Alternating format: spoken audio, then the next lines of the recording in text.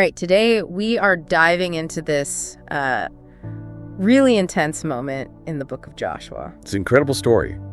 We're talking about one of the closest calls to a full-blown civil war in early Israelite history. And the trigger, the thing that almost tore the nation apart, was a simple construction project. Simple is one word for it. A massive altar built by the tribes of Reuben, Gad, and the half-tribe of Manasseh on their side of the Jordan River. And the response from the rest of Israel was, well, it was not subtle. Not at all. It was immediate and, frankly, terrifying. The source material says they saw a breach of faith, a rebellion against the Lord. They gathered an army. That's such an extreme reaction, though. I mean, why the instant assumption of guilt? Why not just, send someone to ask, hey, what are you guys building? What made a pile of stones such a theological lightning rod? Exactly. Oh, you have to remember the foundational law, the one from Deuteronomy. It was crystal clear.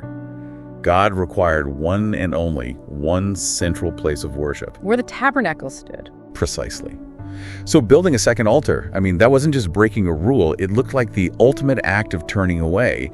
It was functionally idolatry because it shattered their national unity. So the other tribes saw this altar as proof. Clear proof. They thought their brothers had abandoned the covenant and were about to bring God's punishment down on everyone. So Phinehas the priest and the chiefs, they cross the Jordan expecting to confirm a crime and, start a war. They do, but this is where the entire narrative just flips on its head. The accused tribes, they offer this incredible defense. It's fervent, and it's actually really sophisticated.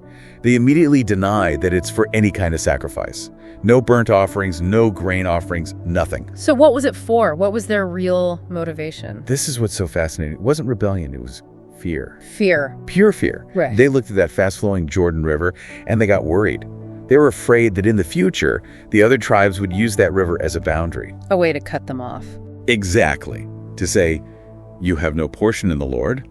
They feared their own children would be excluded from the covenant someday. So this wasn't about finding a new God at all. It was a desperate move to secure their identity. That's it. And the genius of their argument is in this one key detail. The altar they built was an exact copy of the Lord's altar. It looked like the real thing. But its purpose was completely different. It wasn't for offerings.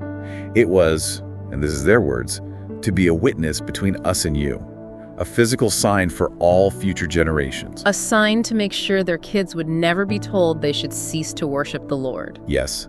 And the leaders, Phinehas included, they hear this and they accept it immediately. Just like that, the war is called off. Instantly.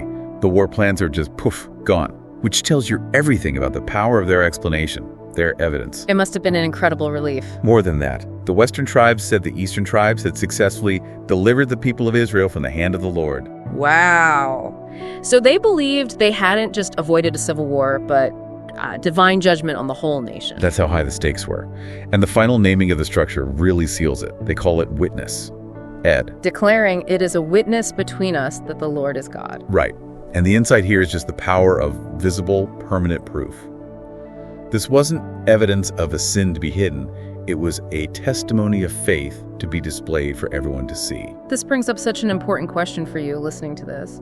The altar of witness was built specifically to avoid any future misinterpretation about who they were. And what they believed in. So what are we building today? Our habits, our reputations, things we intend to be evidence of one thing, but that future generations might completely misunderstand. It's a great question. Because if you connect this to the bigger picture, these tribes wanted to pass on a testimony that was clear, durable, and pointed people toward truth. They understood that without that kind of visible, intentional evidence, even deeply held beliefs can just fade or get twisted over time. So we'll leave you with this final thought to chew on. What visible evidence of your core beliefs is present in your life right now? Are you building a structure, a habit, or a testimony that shouts, "This is who I am," and ensures that message gets passed on clearly?